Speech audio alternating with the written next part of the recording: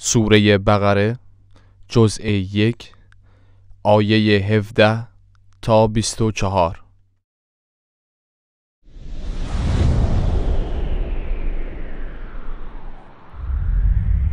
اعوذ بالله من الشیطان الرجیم.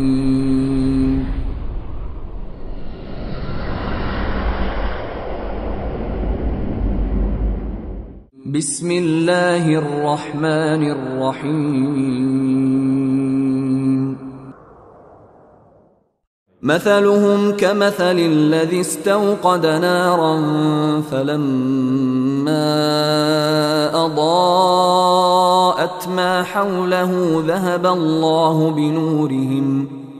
الله بنورهم وتركهم في ظلمات لا يبصرون. داستان اینان همانند داستان کسی است که آتشی افروخته، پس چون آتش اطراف او را روشن ساخت، خداوند نورشان را بگرفت و در تاریکی هایی که نمی بینند رهایشان کرد. صم بکم عمی فهم لا یرجعون. کرانند، گنگانند، کورانند، پس باز نمی گردند. او كصيب من السماء فيه ظلمات ورعد وبرق يجعلون أصابعهم في آذانهم من الصواعق حذر الموت والله محيط بالكافرين.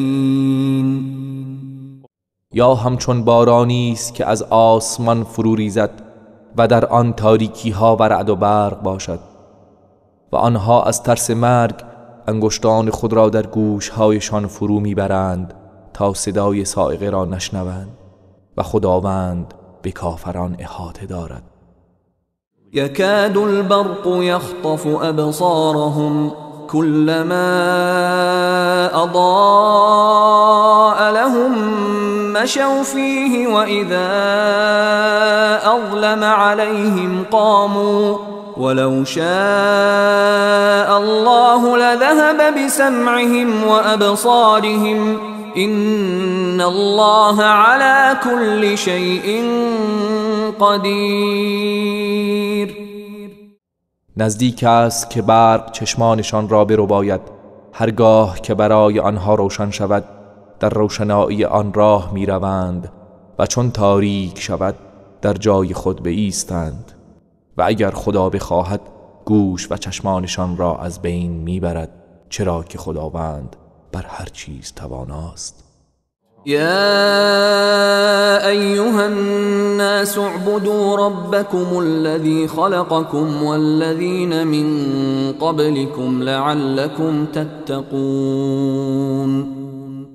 ای مردم، پروردگار خود را پرستش کنید، آن کسی که شما و کسانی را که پیش از شما بودند آفرید تا پرهیزگار شوید.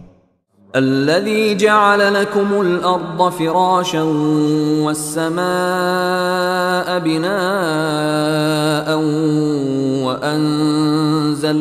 وأنزل من السماء ماء فأخرج به من الثمرات رزقا لكم فلا تجعلوا لله اندادا وانتم تعلمون. آن کس که زمین را برای شما بگسترد و آسمان را همچون سقفی بالای سر شما قرار داد و از آسمان آبی فرو فرستاد و به وسیله آن انواع میوه ها را به وجود آورد تا روزی شما باشد، بنابراین برای خدا همتایانی قرار ندهید در حالی که میدانید.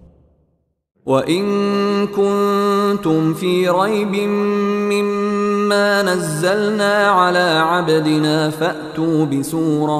فَأْتُوا بِسُورَةٍ مِّن مِّثْلِهِ وَادْعُوا شُهَدَاءَكُم مِّن دُونِ اللَّهِ إِن كُنتُمْ صَادِقِينَ. و اگر درباره آنچه بر بنده خود نازل کرده ایم در شک و تردید هستید، سوره ای همانند آن بیاورید و گواهان خود را غیر از خدا فرا خوانید اگر راست میگویید. فإن لم تفعلوا ولن تفعلوا فاتقوا النار التي وقودها الناس والحجارة أعدت للكافرين. پس اگر چنین نکردید و هرگز نتوانید کرد، از آتشی بترسید که هیزم آن مردم و سنگ هاست و برای کافران آماده شده است.